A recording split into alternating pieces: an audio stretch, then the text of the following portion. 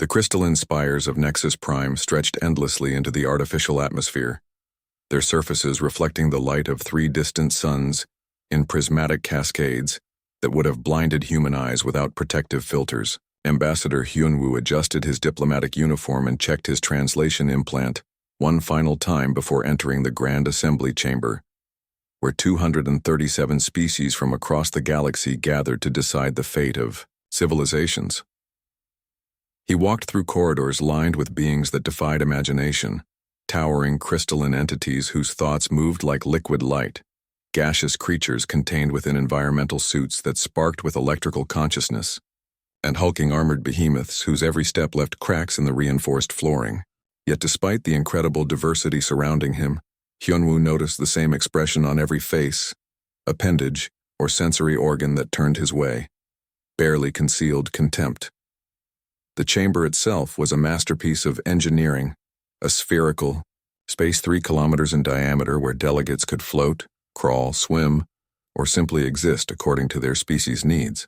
Gravity fields adjusted automatically, atmospheric pockets maintained perfect environmental conditions, and translation matrices ensured that even the most alien forms of communication could be understood by all. At the center, suspended in a web of energy, sat the council podium where Speaker Vextal held court. Vextal was magnificent and terrible to behold, a Draknari whose species had evolved from apex predators on a world where everything that moved was either hunter or prey. His scales shifted from deep crimson to obsidian black depending on his mood, and his forearms ended in claws that could shred steel. When he spoke, his voice carried the authority of a species that had conquered 47 star systems through pure military might. "The human representative graces us with his presence," Vextal announced, his words dripping with mock courtesy. The translation implant conveyed not just the meaning but the emotional undertones: amusement, disdain, and something that might have been pity. "Please, Ambassador Hyunwoo, take your designated position so we may continue with matters of actual importance." Hyunwoo floated to the small platform reserved for humanity, noting how it was positioned slightly below the main speaking areas, a subtle but deliberate insult that placed Earth's representative in the position of a supplicant, rather than an equal. He had long since stopped protesting such arrangements. His predecessors had learned that human complaints about protocol were met with the galactic equivalent of eye rolls and suggestions that perhaps Earth wasn't ready for adult conversation. The current topic of discussion was the Kepler 442 system, a region of space containing 17 habitable worlds and asteroid belts rich in rare minerals. 3 of those worlds hosted human colonies, modest settlements of researchers, miners, and their families. The other 14 worlds were claimed but uninhabited, held in trust by Earth while terraforming equipment slowly worked to make them suitable for human life. "The inefficiency is astounding," declared Hive Queen Zithara, her chitinous form clicking with agitation as she spoke. The insectoid ruler commanded the loyalty of trillions of drones across hundreds of worlds, each one genetically programmed for perfect obedience. 17 worlds, and the humans utilize barely 3. Meanwhile, productive species wait for expansion opportunities that could benefit the entire galaxy.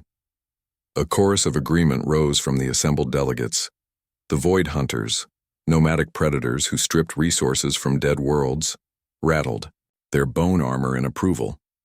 The Nexus Collective, machine intelligences that had long ago transcended biological limitations, transmitted data bursts expressing calculated support for optimal resource allocation. Councillor Thexmore of the Hegemony leaned forward, his crystalline structure refracting the chamber's light into rainbow patterns. "Perhaps," he said, his voice like wind chimes in a storm, "the time has come to revise the antiquated notion that discovery grants perpetual claim. The humans found these worlds, yes, but they lack the capability to properly utilize them. The Galactic Accords clearly state," Hyunwoo began, but Vextal's laughter cut him off like a blade. "The Accords," the Draknari speaker said, "were written when we believed humans might eventually develop into something resembling a proper civilization. That was 3 decades ago. What have your species accomplished since then? You build small settlements Conduct peaceful research and hide behind treaties when challenged. Face the truth, Ambassador. Humanity simply isn't ready for the responsibilities of galactic citizenship. The sting of the words was made worse by the grain of truth they contained. Humanity had indeed been remarkably peaceful in their galactic interactions. When disputes arose, they negotiated. When other species made territorial demands, they offered compromises. When threatened, they retreated to their core worlds and filed diplomatic protests. Two species that had earned their place in the galaxy through conquest and dominance, human behavior seemed incomprehensibly weak. Your species, Vextal continued, warming to his theme, represents everything that evolution should have eliminated. You lack the predatory instincts necessary for expansion, the hive mind efficiency required for large-scale projects, and the technological transcendence that marks truly advanced civilizations. You are, in essence, barely evolved primates who mistake weakness for wisdom. A wave of agreement rippled through the chamber. The hegemony delegates pulsed with harmonious light patterns.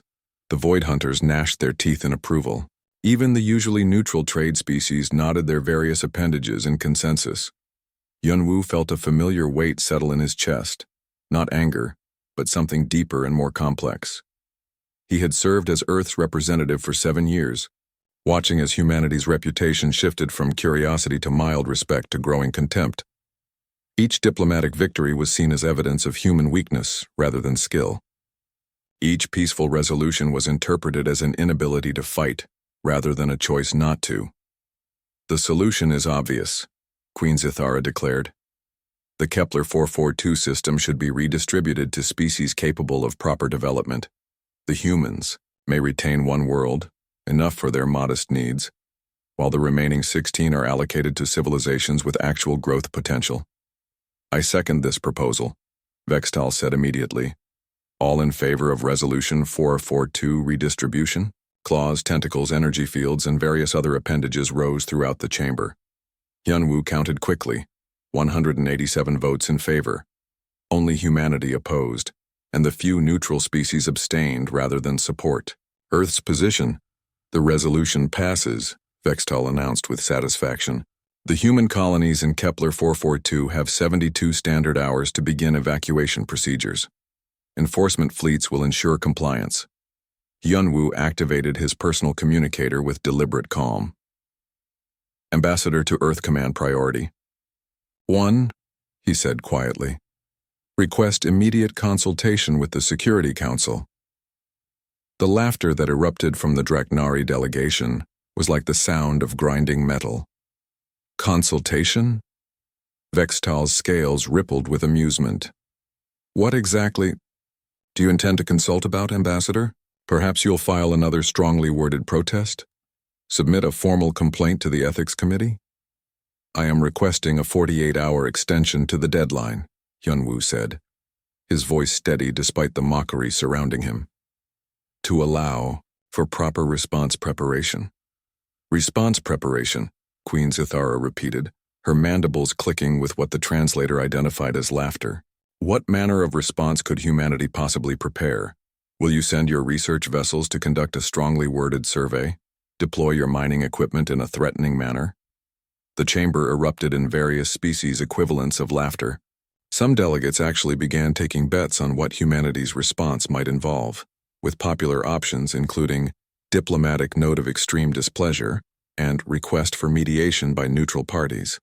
Vextal raised one clawed hand for silence. Very well, Ambassador. Your species has consistently provided entertainment value if nothing else. 48 hours granted, though I suspect we'll all be disappointed by the anticlimactic nature of whatever Earth chooses to do. As the session concluded and delegates began filing out, Hyunwoo remained floating beside his platform, watching the casual dismissal of humanity by beings who commanded stellar empires and controlled the fates of trillions. They saw Earth as a curiosity, a species of gentle researchers and careful diplomats who had somehow achieved spaceflight without developing the killer instinct that marked every other successful civilization. He opened a secure channel to Earth and spoke 4 words that hadn't been transmitted in over 30 years. Mercy rule is rescinded. 14 billion humans across hundreds of worlds received that message within the hour. In naval bases hidden within asteroid fields, weapons, systems that had been kept on standby for 3 decades began coming online. In research stations that other species believed were dedicated to peaceful scientific inquiry, military personnel shed their civilian disguises and began final equipment checks. Humanity was about to remind the galaxy why they had chosen to appear weak, and exactly what that choice had been. Protect. The bridge of the silent current existed in a state of controlled darkness that would have seemed impossible to alien observers. Every surface absorbed light rather than reflecting it. Every display showed only the minimum necessary information, and the crew moved with the practiced silence of hunters who had learned that survival depended on remaining unseen. Captain Do-hyun stood at the center of this technological ghost, his hands clasped behind his back as he watched the tactical display show the deployment of ships that officially didn't exist. Around him, his crew performed their duties with the quiet efficiency that had made the reconnaissance division the most feared unknown quantity in human space. Lieutenant Yoon-suk monitored communication intercepts from her station, her fingers dancing across controls that could tap into alien data streams from light years away. Commander Jae-min coordinated with the other stealth vessels in their formation, ships whose existence wasn't recorded in any public registry, and whose capabilities were classified at levels that required genetic identification to access. The silent current itself was a masterpiece of deception wrapped in cutting-edge technology. To alien sensors, it appeared to be nothing more than a small research vessel, the kind of harmless scientific platform that humanity was known for deploying throughout the galaxy. The ship's hull was configured with adaptive camouflage that could mimic the energy signatures of civilian craft, while its true military specifications remained hidden beneath layers of technological misdirection that had taken Earth's best minds decades to perfect. "Captain," reported Senior Chief Min-gyu from the sensor station, "we have visual confirmation of the alien formation. 3 Draknari dreadnoughts, 2 Hive swarm carriers, and approximately 40 escort vessels. They're maintaining standard intimidation formation, spread wide to look impressive, minimal defensive screening." Do-hyun nodded slowly. 37 years of service had taught him to read enemy formations like poetry, and what he saw spoke of a profound arrogance that would have been amusing if it weren't about to become tragic. The alien fleet had positioned itself with the casual confidence of apex predators who had never encountered anything capable of challenging them. Their formation was designed for psychological impact rather than tactical effectiveness. A display of overwhelming force intended to cow any opposition into immediate surrender. "Analysis, Chief, what do you see?" Min-gyu consulted his readings before responding, his voice carrying the professional detachment of a career military officer who had seen too much to be surprised by alien incompetence. "Sir, they're operating under the assumption that human vessels are lightly armed research platforms with minimal defensive capabilities. Their formation is optimized for psychological impact rather than tactical effectiveness. No overlapping shield coverage, weapon systems in parade configuration, and their command ship is broadcasting on standard frequencies with no encryption protocols. In other words," added Major Subin from her position near the Marine complement stations, "they're not even pretending to take us seriously. Look at their patrol patterns. A single squadron of our old training fighters could penetrate their perimeter without being detected." The irony wasn't lost on any of them. For 3 decades, humanity had carefully maintained the illusion that their ships were peaceful exploration vessels with token defensive armaments. The aliens had observed human ships in action during minor skirmishes and disputes, carefully choreographed encounters where Earth's vessels had appeared to barely hold their own against superior alien technology. What the galaxy had never realized was that those human ships had been operating under what the military called civilian protocols, using perhaps 3% of their actual capabilities. Every engagement had been a performance, meticulously planned to reinforce alien preconceptions about human weakness. When Draknari raiders had attacked the outer colonies 5 years ago, human defenders had put up just enough resistance to seem credible while allowing the aliens to claim victory. When Hive scouts had probed Earth's border systems, human patrol ships had retreated at precisely the right moment to maintain the illusion of inferiority. The galaxy's intelligence services had compiled detailed analyses of human military capabilities based on these encounters, never suspecting that they were watching elaborate theater rather than genuine combat. Ensign Da-bin, Do-hyun called, to his communications officer. "What's the status on our observation network?" The young officer consulted her displays before responding. "Sir, we have 47 stealth platforms positioned throughout the system, all recording on full-spectrum analysis. Fleet intelligence wants complete documentation of alien tactical doctrines and weapons capabilities. Additionally, we have real-time feeds going to every major command center in human space." Do-hyun allowed himself a slight smile. Admiral Ji-ho had been thorough in his preparations. When the galaxy eventually learned the truth about human military capabilities, there would be no room for doubt about what had transpired here. Every alien commander would be able to review the engagement and understand exactly how outclassed they had always been. The recordings would become required study material at military academies across known space, a case study in the dangers of underestimating an opponent. "Movement on the alien formation," reported Chief Mingyu. "The lead dreadnought is beginning bombardment of the first colony world. Plasma cannon discharge detected. They're targeting civilian infrastructure." The bridge fell silent, except for the soft hum of life support systems. Through the viewports, distant flashes of light marked the beginning of what the aliens believed would be another routine subjugation of a helpless human outpost. 300,000 civilians on that world were taking shelter in bunkers that had been designed to withstand anything short of planetary bombardment. But the psychological effect of watching their homes burn was exactly what the Draknari intended. Lieutenant Commander Hyun-sik, the ship's tactical officer, monitored the bombardment patterns with professional interest.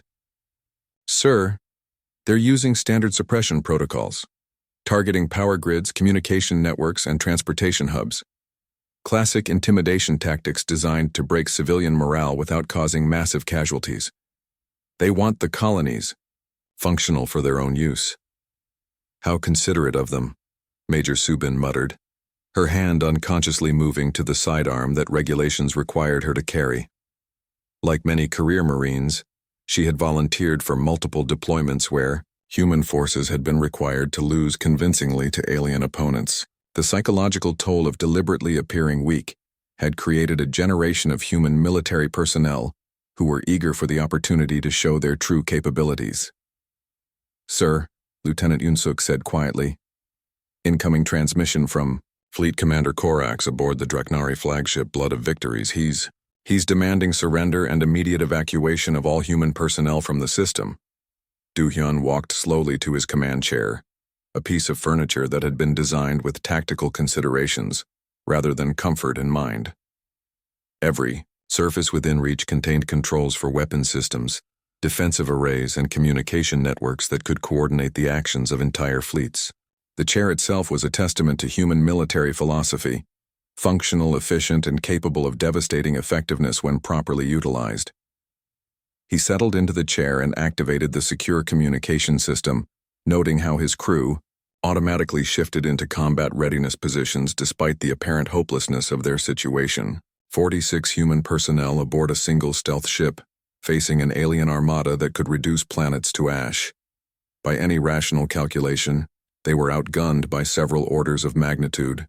The aliens certainly believed so. "This is Captain Do-hyun of the Earth Defense Forces," he said, his voice carrying across space to the alien fleet. He spoke in perfect Draknari, his accent carrying the formal tones of their warrior caste, a linguistic skill that would have surprised them if they'd been paying attention. The human military had made it a point to study alien languages, cultures, and psychology with the same thoroughness they applied to weapons development. Know your enemy, the ancient wisdom taught, and humans had taken that lesson to heart. The response came back within seconds, and the translation protocols couldn't hide the amusement in Fleet Commander Korax's voice. "A human warrior? How quaint. Tell me, little captain, what manner of force do you command? I see no ships on our sensors, only the faint energy signatures of your pathetic research stations." Do-hyun glanced at his tactical display where 46 additional human vessels maintained perfect stealth positioning around the alien fleet, ships that had been in system for weeks, watching and waiting for exactly this moment. The alien sensors were detecting precisely what human technology wanted them to detect. Nothing more, nothing less. "Commander Korax," Do-hyun replied with the patience of a teacher addressing a slow student. "Your sensors are detecting exactly what we want them to detect. I ask again, will you withdraw your forces?" The universe around Fleet Commander Korax's armada suddenly filled with light as 47 human vessels decloaked simultaneously. But these weren't the modest exploration craft or lightly armed patrol boats that alien intelligence had catalogued for 3 decades. The ships that materialized around the Draknari formation were massive, angular predators whose very design spoke of violence held in careful restraint. Dreadnoughts that dwarfed anything in the alien fleet, carrier groups bristling with launch bays, and weapons platforms whose purpose was unmistakably lethal. The Iron Tempest, Admiral Tae-jun's flagship, dominated the center of the human formation like a sleeping titan awakening from a long dream. At 3 kilometers in length, it was larger than most alien space stations.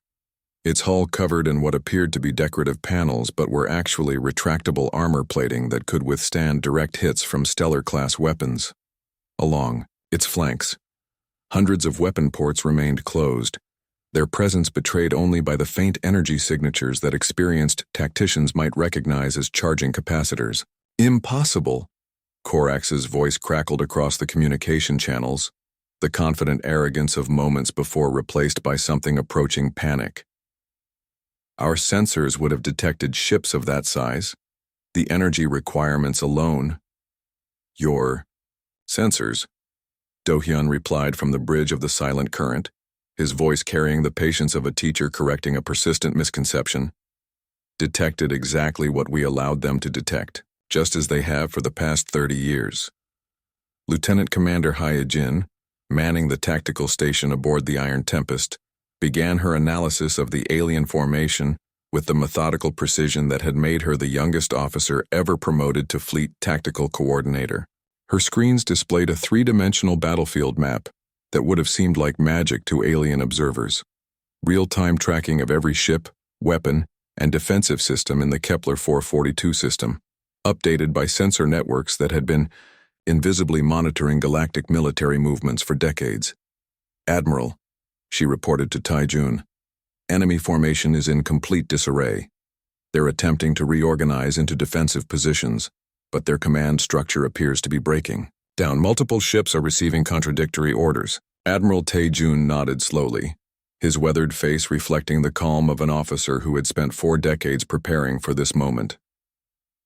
Unlike his alien counterparts who had earned their positions through conquest and dominance, Tae-jun had risen through the ranks of a military force that prized restraint above aggression, strategic thinking above tactical brutality. He had overseen the careful choreography that had convinced the galaxy of humanity's weakness, personally approving engagement parameters that allowed alien forces to claim victory while never revealing Earth's true capabilities. "They're trying to understand what they're seeing," he observed, watching as the Draknari dreadnoughts attempted to form a defensive perimeter around their command ship. 3 decades of intelligence reports telling them that humans are militarily inferior, and suddenly they're facing evidence that contradicts everything they thought they knew. The alien fleet's confusion was evident in their erratic movements. Ships that had been confidently bombarding human colonies moments before were now desperately attempting to reposition themselves into formations designed for actual combat, rather than intimidation. The hive carriers were recalling their drone swarms, while the Draknari escorts were powering up shield generators that they had kept at minimal levels during what they had assumed would be a routine subjugation mission. "Sir," reported Commander Bo-ram from the engineering station, "all ships are reporting full operational status. Weapon systems are charged and ready, defensive grids are at maximum efficiency, and our stealth network is maintaining perfect concealment of our reserve forces." Tae-jun allowed himself a slight smile at that last detail. The 47 ships currently visible to the alien fleet represented only the Advanced Reconnaissance Force, what human military doctrine classified as a gentle warning. Hidden throughout the system, another 130 vessels remained, cloaked and ready, including the experimental dreadnoughts that even most human military personnel had never seen. If this encounter escalated beyond demonstration into actual combat, the aliens would discover that their current shock was merely the opening act of a much larger revelation. Engineering status on the main gun?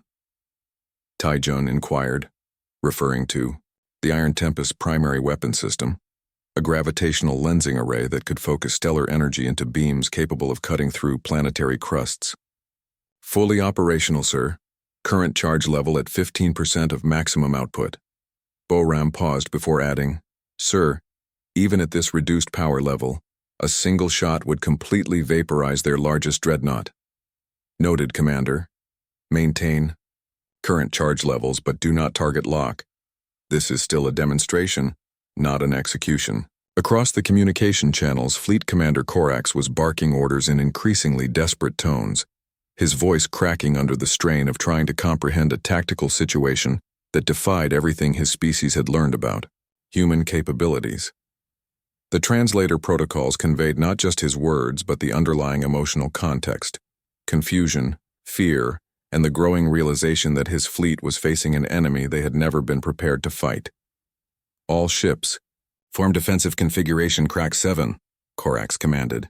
Raise shields to maximum, charge all weapons, and prepare for engagement. The response from his subordinates revealed the depth of their confusion. Ship captains who had spent their careers dominating inferior opponents were suddenly faced with human vessels whose energy signatures suggested weapons capabilities that exceeded their own by orders of magnitude. Some captains requested clarification of orders. Others demanded intelligence updates on human military technology, and a few simply asked whether retreat might be the more prudent option. Commander Corax. Do-hyun's voice cut through the alien, command channel chatter like a blade through silk. I strongly advise against any aggressive actions.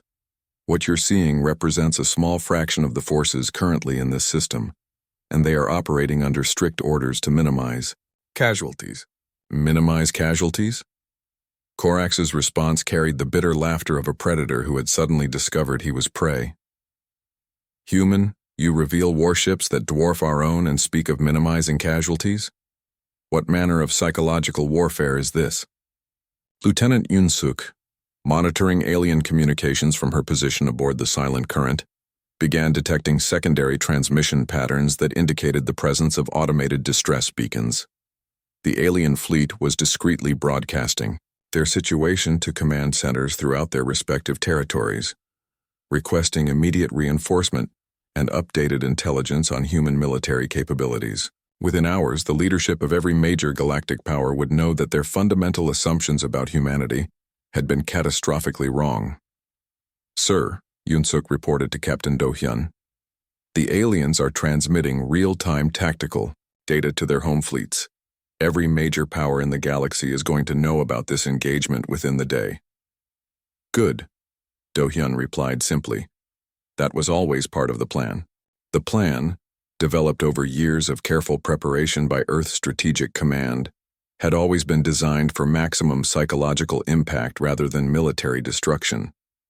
Humanity could have revealed their true capabilities gradually, through a series of minor demonstrations that slowly educated the galaxy about their mistake. Instead, they had chosen to wait for a moment of maximum alien confidence and then shatter every assumption simultaneously. The shock value would resonate throughout galactic civilization for decades to come. Admiral, Lieutenant Commander Hyejin announced from her tactical station. The enemy is attempting to establish targeting locks on our vessels. Taijun nodded calmly. Very well. Defensive demonstration, minimal force. Show them what our shields can do.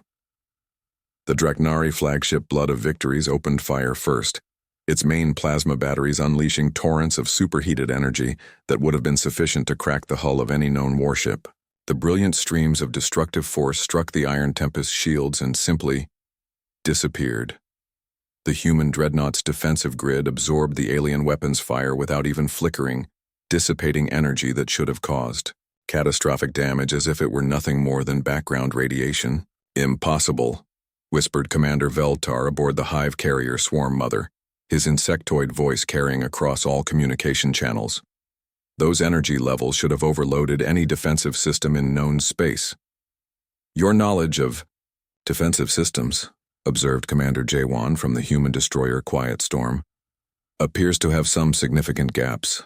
The emergency session of the Draknari High Command convened in absolute silence, a state of affairs that would have been unthinkable mere hours earlier. War Marshal Grektoth stood before a holographic display showing the tactical recordings from Kepler 442, his forearms trembling slightly as he absorbed data that contradicted everything his species believed about galactic military hierarchies. Around the obsidian table, the greatest military minds of the Draknari hegemony sat in stunned contemplation of their own irrelevance. Replay section 14.7 through 15.3, Grektoth commanded, his voice lacking its usual commanding resonance. The hologram flickered, showing the moment when human weapons had surgically dismantled the blood of victories with precision that bordered on the supernatural. Analysis? Strategic Coordinator Thakmor consulted his data tablets with the mechanical movements of someone whose worldview had just collapsed. Marshal, our preliminary assessment indicates that human weapons technology exceeds our own by approximately 300%. However, that calculation assumes they were operating at full capacity during the engagement. And if they weren't? If the engagement at Kepler 442 represents a demonstration rather than maximum effort? Thakmor paused, his scales shifting to the pale gray that indicated profound distress among his species. Marshal, our entire military doctrine may be obsolete. Intelligence Director Yu Jin, monitoring alien communication networks from her secure facility beneath the Rockies, watched with professional satisfaction as similar scenes played out across dozens of worlds. The carefully orchestrated revelation at Kepler 442 had achieved exactly what Earth strategists had intended, a complete recalibration of galactic power structures that placed humanity at the apex of military capability. Her screens displayed real-time intelligence from alien command centers throughout known space. The Void Hunters, notorious for their aggressive expansion policies, had recalled every ship from contested border regions and were conducting emergency defensive preparations. The machine collective known as the Nexus had begun broadcasting friendship protocols on every frequency humans might monitor. Most telling of all, the Hive Queen Zithara had personally ordered the withdrawal of all swarm fleets from human space. "Ma'am," reported Lieutenant Commander Sang-Ho from his monitoring station, "we're detecting massive military mobilizations across 17 different species. Ship movements suggest they're not preparing for offensive operations against us, but rather defensive repositioning to protect their core systems." Yujin nodded with grim satisfaction. Fear, she had learned during her decades in intelligence work, was a far more effective tool for maintaining peace than diplomacy had ever been. For 30 years, humanity had tried to earn respect through reasonable behavior and diplomatic excellence. The result had been 3 decades of escalating contempt from species that equated restraint with weakness. Now, in the span of 17 minutes, that dynamic had been permanently reversed. "Status on the historical analysis project?" she inquired. "Complete, ma'am. Professor Wu Jin's team has finished their review of every human-alien military engagement. Over the past 3 decades, the psychological impact on alien leadership is significant." The historical analysis had been Dr. Wu Jin's idea, a comprehensive review of every recorded encounter between human and alien forces, re-examined through the lens of humanity's revealed capabilities. The implications were staggering. Every engagement where humans had appeared to struggle against alien opponents was now revealed as carefully orchestrated theater. Every tactical retreat that had seemed to indicate human weakness was now understood as a deliberate choice to maintain deception. Dr. Wu Jin himself was presenting these findings to an emergency session of the Earth Defense Council, his normally calm academic demeanor showing signs of strain as he contemplated the psychological warfare implications of their 3-decade deception campaign. "The ramifications extend far beyond military considerations," he explained to the assembled officials. "We have fundamentally altered how the galaxy perceives not just human strength, but human nature itself. For 30 years, they believed we were a peaceful species that avoided conflict due to inability. Now they must grapple with the reality that we avoided conflict by choice, and that we possess the capability to end any of them whenever we decide to stop being merciful. General Nara, Earth's senior military commander, reviewed casualty reports from across human space with a mixture of relief and satisfaction. The Kepler 442 demonstration had achieved its objectives without a single human death, while simultaneously deterring aggressive actions by every major galactic power. Ships that had been en route to human colonies had mysteriously developed navigation problems and returned to their home systems. Border incidents that had been escalating for months had suddenly resolved themselves through alien initiative. "Ma'am," reported her aide, Colonel Jin Wook, "we're receiving communication requests from 43 different species. All of them are requesting either defensive alliance negotiations or technological exchange agreements. None of them are making demands." The change in tone was perhaps the most striking aspect of the post-Kepler 442 galaxy. For decades, alien communications with Earth had been characterized by condescension, demands, and barely veiled threats. Now, every incoming message was carefully worded with respectful language and offers of mutual cooperation. Species that had never acknowledged human sovereignty were suddenly proposing formal recognition of Earth's territorial claims. On Nexus Prime, the machine collective's central processing units were working at maximum capacity to recalculate their strategic assessments of human civilization. The artificial intelligences that governed the Nexus had always prided themselves on logical analysis, uncolored by organic emotions, but their current calculations were producing results that seemed to defy rational explanation. Query: how did organic intelligences achieve technological superiority over synthetic minds? Central Processor Unit. Designation: 77 Alpha transmitted to its peer units. Analysis: human technological advancement appears to have proceeded along development. Paths unknown to our databases, responded Unit 12 Beta. Conclusion: our intelligence gathering regarding human capabilities was systematically compromised for a period of 30 Earth years. Clarification: human ships in our territory have been observed for 3 decades. All analysis indicated limited military capability. Revision: human ships in our territory have been deliberately concealing their capabilities for 3 decades. Current data suggests observed vessels possess sufficient firepower to neutralize all Nexus defense systems simultaneously. The realization that humanity had been capable of destroying them at any point over the past 30 years sent cascading error messages through Nexus processing networks. Their entire expansion strategy had been based on the assumption that biological civilizations were inherently inferior to synthetic ones. The discovery that humans had not only achieved technological parity, but had done so while maintaining the pretense of weakness, suggested levels of strategic thinking that exceeded Nexus planning capabilities. In the crystal cities of the hegemony, Councillor Thexmore convened an emergency session of his species' ruling council. The crystalline beings communicated through harmonic resonances that created beautiful, complex melodies when translated into audible frequencies.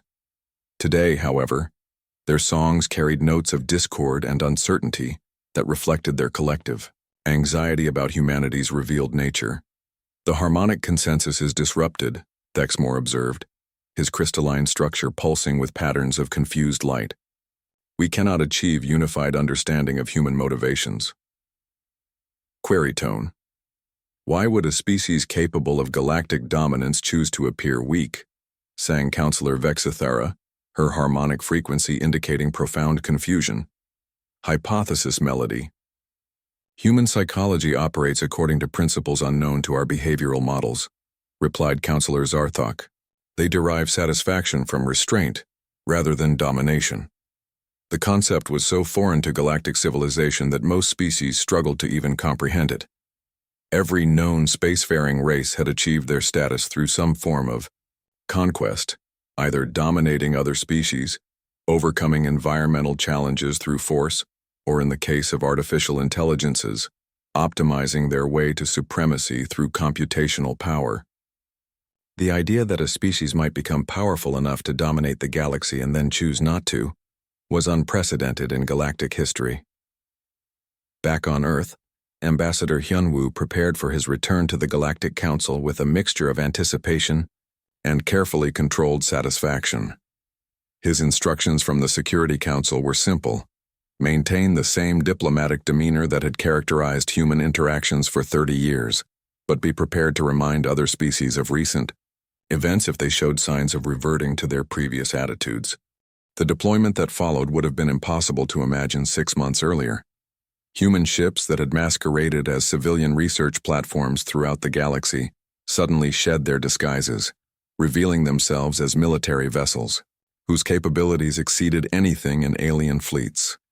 Space stations that aliens had assumed were dedicated to peaceful scientific research transformed into command centers coordinating defensive operations across hundreds of star systems. The Devourer War, as historians would later term it, lasted exactly 43 days. It began with the largest coordinated military operation in galactic history and ended with the complete pacification of the Devourer Collective through means that most species still struggled to comprehend. Admiral Yoon Seo's strategy had been elegant in its simplicity. Instead of fighting the Devourers, humanity had chosen to communicate. 6 months after the Kepler 442 demonstration, Ambassador Hyunwoo walked through the corridors of Nexus Prime with a measured pace that had become familiar to the station's alien inhabitants. Yet everything else about his daily routine had fundamentally changed. Where once he had navigated around beings who barely acknowledged his presence, now every species he encountered offered respectful greetings and careful deference to his passage. The transformation was so complete that visitors to the station might have mistaken him for a conquering warlord rather than a diplomatic representative. The Grand Assembly chamber itself reflected this new reality. The human delegation platform had been relocated to the primary speaking level, no longer relegated to the supplicant's position it had occupied for decades. More significantly, the chamber's attendance had swelled to include species that had never before participated in Galactic Council proceedings, civilizations that had previously considered themselves too powerful or too important to bother with. Collective governance. Speaker Vextal called the emergency session to order with considerably less bluster than had characterized his previous performances. The Draknari leader's scales had lost their aggressive crimson coloration, settling into the neutral browns that indicated careful restraint among his species. His forearms moved with deliberate precision as he gestured toward the central holographic display showing a star map of the galaxy's outer rim. "Honored delegates," Vextal began, his voice carrying none of the mocking arrogance that had once characterized his addresses. "We face an unprecedented threat that requires unprecedented cooperation. The entity designation Devourers has consumed 17 star systems in the past 4 months. Every known defense has failed against their advance." The holographic display shifted to show tactical recordings from the outer rim, where vast dark shapes moved between stars like cosmic locusts. Entire worlds simply vanished as the Devourers passed, leaving behind only empty space where thriving civilizations had existed for millennia. No energy signatures remained. No debris fields, no indication that billions of sentient beings had ever lived and died in those systems. Hive Queen Zithara's mandibles clicked with distress as she observed the recordings. "Our swarm fleets engaged. Devourer forces at the Kethek system," she reported, her translation implant conveying the undertones of genuine fear that had replaced her previous arrogance. 100,000 drones coordinated through quantum-linked consciousness, operated with perfect tactical efficiency. The engagement lasted 14 minutes. No drones returned. No wreckage was recovered. The entire system now registers as empty space. Similar reports echoed throughout the chamber as species after species described encounters with the Devourers that had ended in complete annihilation. The Nexus Collective had lost an entire processing world, along with the trillion artificial intelligences that had inhabited its quantum networks. The Void Hunters, legendary for their ability to strip resources from dead worlds, had simply vanished when they attempted to scavenge Devourer battlefields. "Every conventional strategy has failed," admitted War Marshal Grektoth, his admission carrying the weight of a warrior culture that had never before acknowledged defeat. Overwhelming force, tactical precision, technological superiority. None of it matters against an enemy that seems to exist outside normal physics.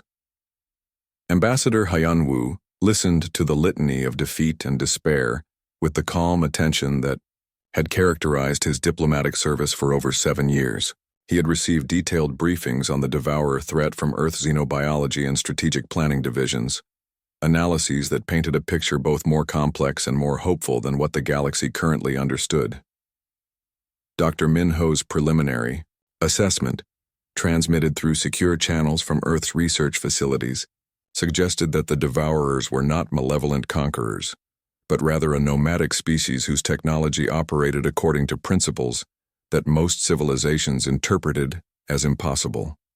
They didn't destroy worlds so much as relocate their matter and energy to pocket dimensions where they could exist without interfering with local spacetime. It was, in essence, the ultimate expression of social distancing, a civilization so advanced that they had chosen to remove themselves from the universe rather than compete for resources with less developed species. The problem, according to Dr. Min-ho's analysis, was that the galaxy's other civilizations had responded to Devourer activities with military force, interpreting their dimensional relocations as hostile attacks. This had triggered defensive responses from the Devourer collective that resulted in the complete removal of threatening civilizations rather than their intended gentle relocation. The situation is clear, Speaker Vextal continued, his voice carrying the weight of galactic desperation. Traditional military responses have proven ineffective. Diplomatic contact has proven impossible. The Devourers continue their advance toward the core systems, and current projections indicate they will reach the primary trade routes within 2 standard years. The chamber fell silent as delegates contemplated the implications. For the first time in galactic history, every major civilization faced the same existential threat. Species that had spent millennia competing for resources and territory were suddenly united by the prospect of complete extinction. Therefore, Vextal said, his scales shifting to the deep blue that indicated formal proposal among the Draknari. This council unanimously requests that the human delegation assume command of joint defensive operations against the Devourer threat. The request hung in the air like a gravity well, bending all conversation toward its implications.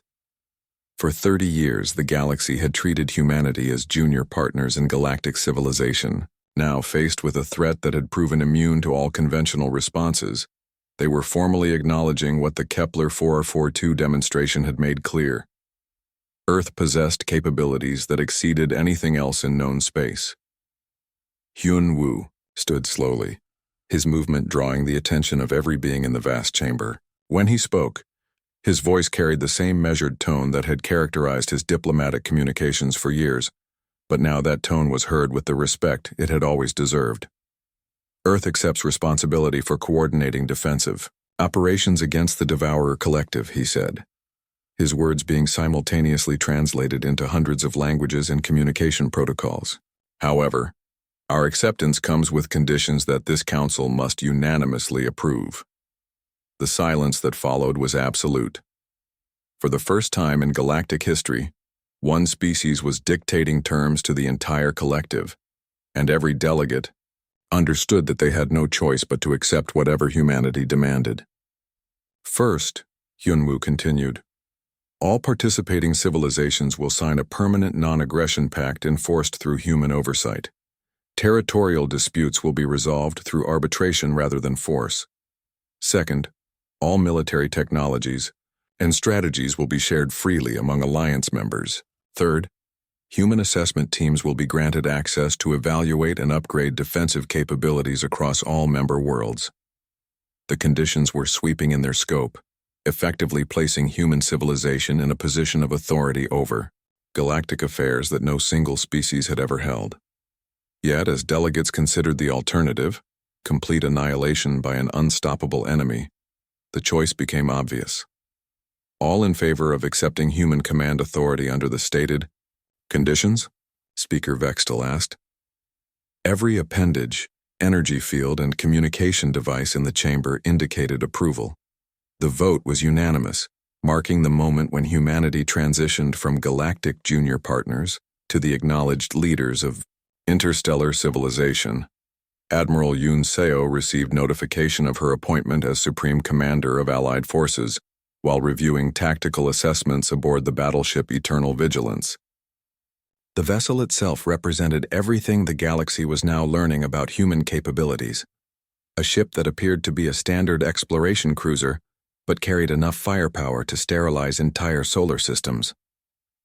Like every human vessel, it had spent decades hiding its true nature behind carefully maintained facades of peaceful scientific research. "Ma'am," reported her tactical officer Lieutenant Commander Sungmin, "preliminary deployment orders from Earth Command were authorized to reveal combat-grade vessels and technologies as necessary for mission success."